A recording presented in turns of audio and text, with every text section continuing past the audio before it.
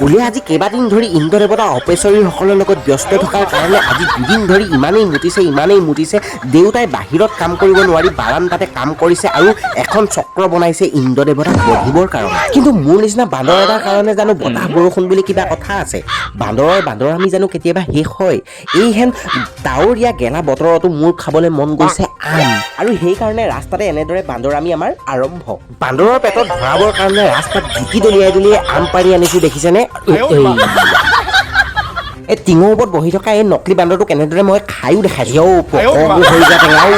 বোলে আজি খনামুখত আমাৰ বান্দৰ কেইটাৰ উৎপাতত থাকিব নোৱাৰি বহাগীজনীক বিদায় দিছে। সেইকাৰণে মোৰ লগত এইটো এটা বান্দৰ আহিছে বহাগীজনীক শেষবাৰৰ কাৰণে চাবৰ বাবে, আৰু লগতে কৈছে ভিতৰত যিমান কেইজনী বান্দৰী আছে গোটেই বান্দৰী কেইজনীৰ লগত আমি দুয়োটাই মিলি এটা বান্দৰ নৃত্য দিম। মই বোলো কৈছো মঞ্চৰ ওপৰত ইমান ধুনীয়াকে কণমানিজনীয়ে নাচি আছে, তোৰ আকৌ বান্দৰী চাবলৈ মন, বান্দৰীৰ লগত নৃত্য কৰিবলৈ মন। সেইটো কথাতে মন বেয়া কৰি আমাৰ গাঁৱৰ এইকেইটা বান্দৰৰ লগত তৰ্ক কৰি আছে যে মোক বোলে এজনী বান্দৰী পতাই দে, মই সেইজনী বান্দৰীৰ লগত আজি মঞ্চ হিলাই দিম বান্দৰ নৃত্য কৰি।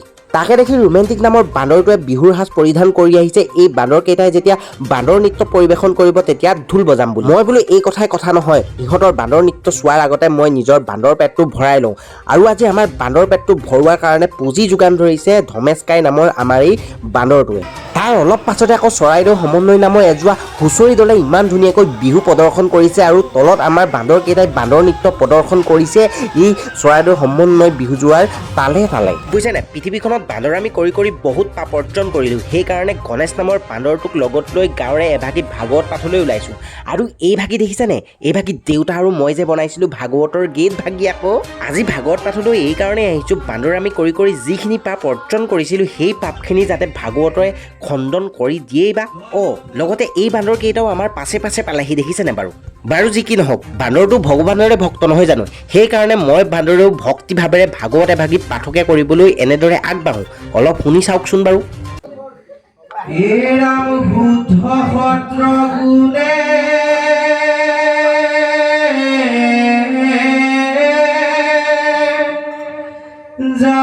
প্ৰিয় মূৰ্তি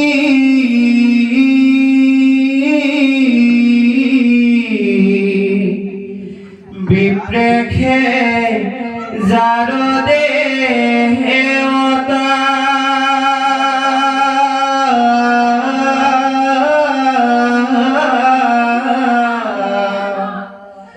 ভকতে সেজাৰ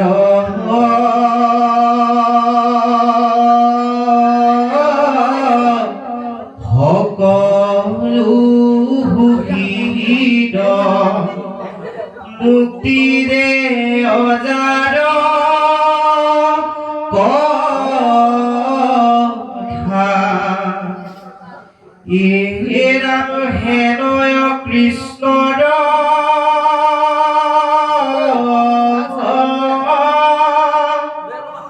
যদি তিনি